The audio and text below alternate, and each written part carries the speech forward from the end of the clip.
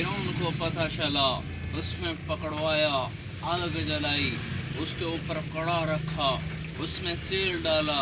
जब वो खौलने लगा, जब वो कड़कड़ाने लगा, तो फिरौन बोला, बोल, अगर मुझे रब मानेगी तो बच्चियाँ मुबारक, मुल्क व माल और इज़्ज़त मुबारक। अगर मूसा के रब को रब मानेगी तो पहले तेरी बच्चियों को जलाऊंगा, फिर तुम्हें जलाऊंगा। एक बात चुन ले, एक बात चुन ले। वो बांदी बोली, फिरौन, हम न औलाद के ग़ुलाम, न मुल्क व माल और इज़्ज़त के ग़ुलाम, हम तो ग़ुलामुल्लाह हैं, हम तो अल्लाह के ग़ुलाम हैं। तो यही तो करेगा, जलाएगा, जला दे। मौत हमारे लिए फ़ना का पैगाम नहीं, मौत तो हमारे लिए ज़िंदगी का पैगाम है। अरे इधर आ सितमगर हुनर आज़माए, तू तीर आज़मा हम जिगर आज़माए। चला दे, मौत हमारे लिए फ़ना का पैगाम नहीं। अब वो उसकी जो बड़ी बेटी है, उसकी उम्र ये है कि वो उसकी उंगली पकड़ के चलती है। उन्होंने उसको बालों से पकड़ के यूँ खींचा, उसने चीख मारी, अम्मा। अम्मा का कलेजा तो पारा पारा हो गया, लेकिन अल्लाह की अताअत का दामन उससे ना छूटा, वो सब्र का पहाड़ बन गई। हुमालिया भी यहाँ होता तो पारा पारा हो जाता। वो क्या ईमान वाली औरत है। क़यामत के दिन जब ये माँ आएगी तो आज की औरतों को जगह कहाँ मिलेगी खड़े होने की। वो कैसे अपनी जान छुड़ा पाएंगी, वो कैसे कह पाएंगी हम क्या करती, माहौल ही ऐसा था। अरे इधर देखो, फिरौन के दरबार से ज़्यादा बुरे हालात तो पाकिस्तान के नहीं हैं। फिरौन के दरबार से ज़्यादा संगीन फ़िज़ा तो पाकिस्तान की नहीं है। वो उस दरबार में खड़ी चुप बेटी को जलता देखना चाहती है। उन्होंने उसके सर को डबोया तेल में। अरे देखते नहीं हो कैसे पकोड़े तले जाते हैं, और बेसन के साथ तेल क्या करता है, वही उस बच्चे के साथ उस तेल ने कर दिया। लेकिन उसकी आँख से एक कतरा नहीं टपका। अंदर में आबशारें खुल गईं। मेरे अल्लाह ने अंदर को देखा, उसे अपनी बंदी पर रहम आया। अल्लाह ने उसकी आंखों से पर्दा हटा दिया।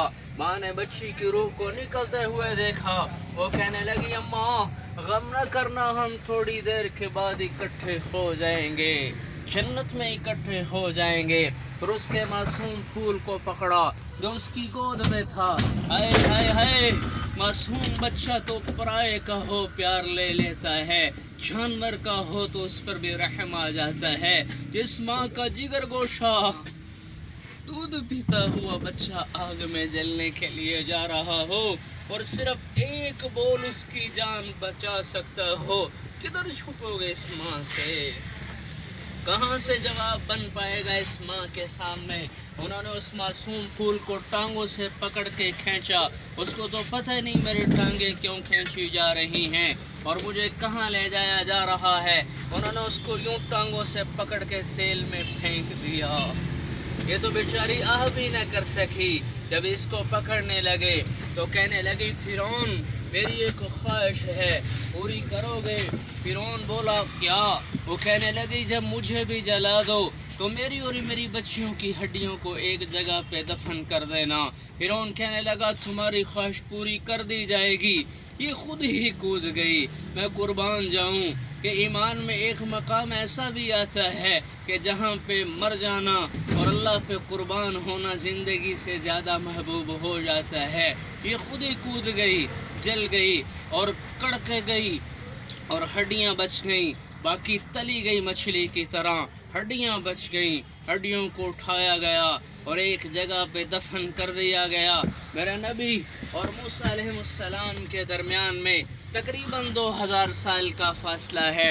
मेरे नबी जब मेराज को चले, आप जब मस्जिद अक्सा पहुँचे, मस्जिद अक्सा से आप जब ऊपर की जानिब जाने लगे तो आपने कहा, जिब्रील مجھے جنت کی خوشبو آ رہی ہے، میں جنت کی خوشبو محسوس کر رہا ہوں، یہ کہاں سے آ رہی ہے؟ تو جبریل نے کہا یا رسول اللہ صلی اللہ علیہ وسلم، فرعون کی ایک باندی تھی، اس کی 2 بچیاں تھیں، وہ ایسے اللہ پہ قربان ہوئی تھیں کہ جس دن سے ان ماں بیٹیوں کے جہاں پہ ہڈیاں دفن ہیں، اس دن سے آج تک وہاں سے یہ خوشبو اٹھ رہی ہے۔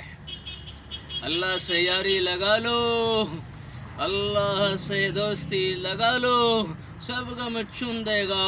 یہ پھٹکی ہوئی انسانیت ہے جنہیں زبان کا چسکا، آنکھوں کا چسکا، دولت کا چسکا اور اپنے نفسانی چسکوں کو پورا کرنے کے سوا کچھ نظر نہیں آ رہا۔ اور میرے بھائیوں، میں ہاتھ جوڑ کے کہتا ہوں، یہ دنیا دھوکے کا گھر ہے، یہ مچھر ہی کا پر ہے، یہ مکڑی ہی کا جال ہے، اس سے لو لگانے والا کبھی چین نہ پایا، اس کا ڈسا ہوا کبھی پانی نہیں مانگتا۔